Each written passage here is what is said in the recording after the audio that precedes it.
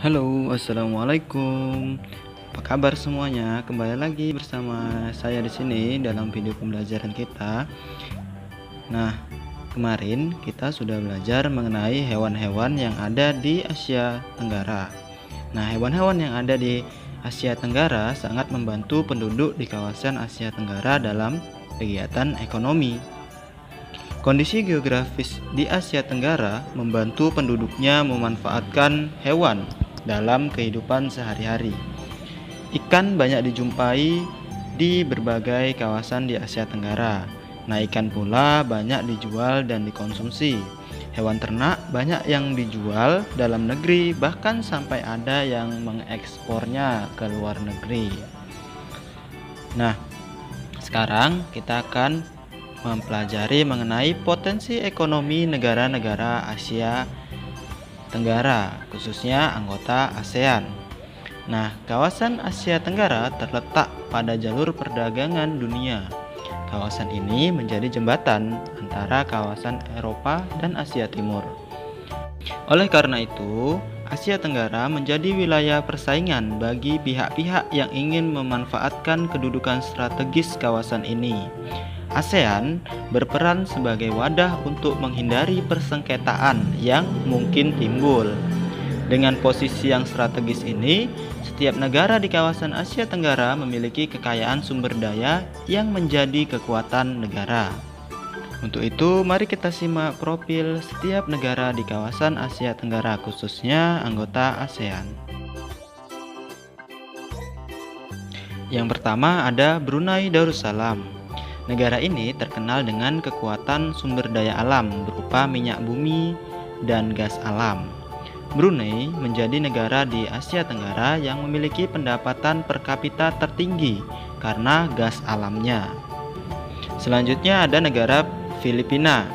Negara Filipina adalah sebuah negara kepulauan yang mata pencaharian sebagian besar penduduknya adalah di bidang pertanian.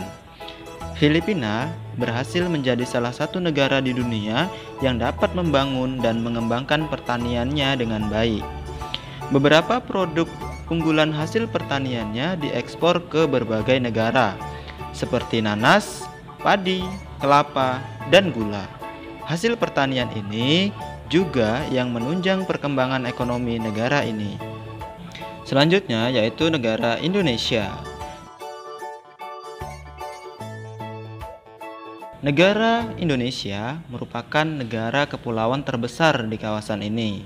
Indonesia memiliki ragam sumber daya alam yang sangat kaya. Banyak hal yang dapat dikembangkan untuk memperkuat perkembangan ekonomi Indonesia.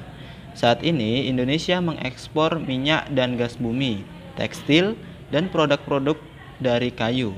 Pertambangan menjadi salah satu pintu masuk para pengusaha mancanegara ke Indonesia. Keindahan alam Indonesia pun merupakan daya tarik yang menjadi sumber devisa negara dari sektor pariwisata. Selanjutnya adalah negara Kamboja. Di Kamboja mengalir Sungai Mekong. Nah, daerah di sekitar Sungai Mekong merupakan daerah yang sangat subur. Mata pencarian penduduk Kamboja adalah pertanian. Hasil pertanian Kamboja yang besar adalah padi dan karet. Selanjutnya ada negara Laos. Laos bertetangga dengan Kamboja. Negara ini dilewati oleh aliran Sungai Mekong juga. Sama seperti di Kamboja, kegiatan pertanian banyak dilakukan di sepanjang aliran sungai ini.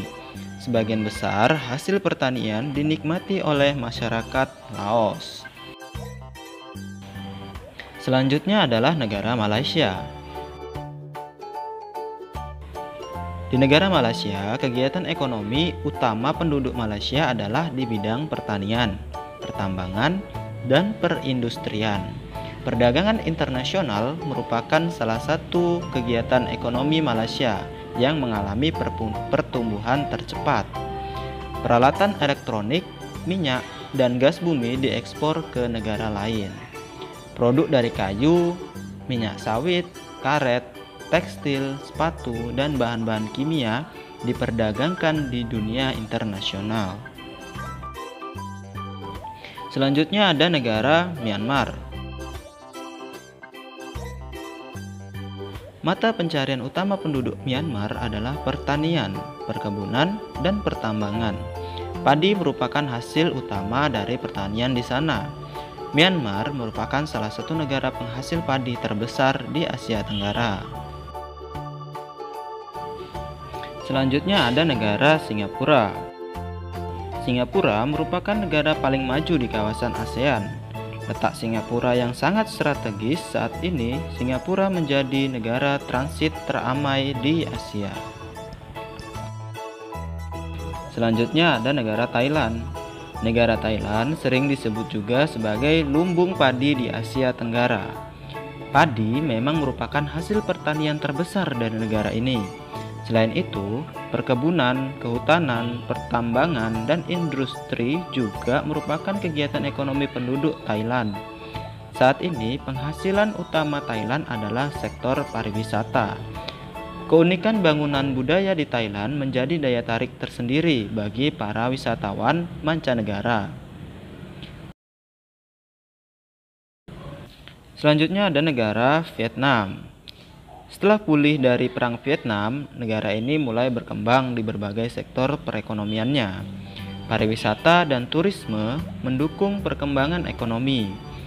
Bidang pendukung lainnya seperti usaha jasa di bidang perhotelan, restoran, serta transportasi juga turut berkembang pesat. Itulah tadi informasi mengenai potensi ekonomi negara-negara di kawasan Asia Tenggara, khususnya anggota ASEAN. Nah, di masa pandemi COVID-19 ini, semua negara mengalami krisis ekonomi. Untuk itu, mari kita bersama-sama mendoakan agar pandemi COVID-19 ini segera berakhir, sehingga negara-negara, khususnya negara kita, negara Indonesia, dapat kembali pulih seperti semula dan kita dapat beraktivitas normal sebagaimana mestinya. Mungkin demikian pembelajaran kita pada hari ini. Lebih dan kurang saya mohon maaf.